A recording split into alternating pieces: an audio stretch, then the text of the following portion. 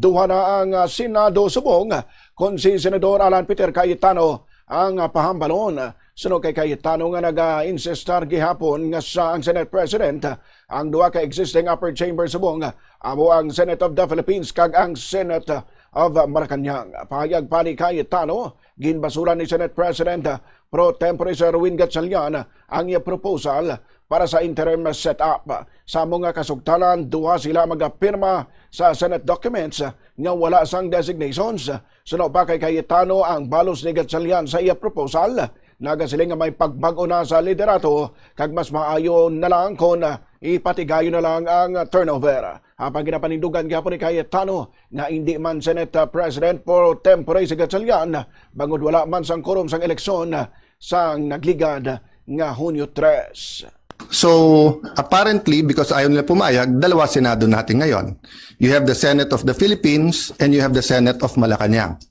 So, as a nation, we have to decide whether the Senate will be under the thumb of Malacanang. And now that it is very clear to us that the biggest ever corruption scandal is the flood control scandal, if it's acceptable to us that we witnessed this morning the biggest cover-up committee hearing of our generation. Diba? So, ganun lang kasimple yon. So, in the same manner na nag-propose kami na parehong pipirma, I have not talked to Senator Marcoleta, so hindi ko alam kung papayag siyang dalawa silang chairman or whatever, but we have to find a solution that yung mga witnesses ay makakapunta ng malaya na protektado ng batas at independent yung Senate.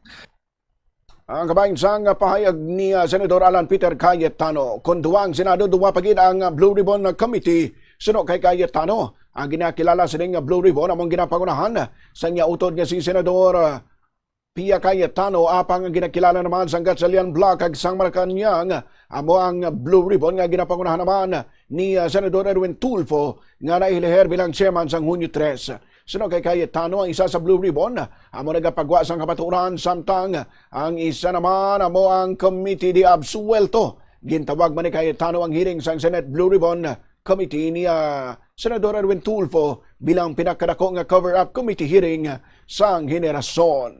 Yung isa ay Committee de Absuelto na ang kanyang main work is paano i-absuelto yung mga high officials ng ating bansa, at yung isa naman na seeking the truth.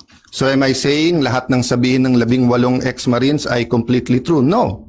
What I'm saying is nga, give them a chance. I heard they have other evidence, including videos. I heard that if they come out and there's a full support na nararamdaman, may iba pang mga witnesses na may mga dokumento, may mga ebidensya na lalabas din.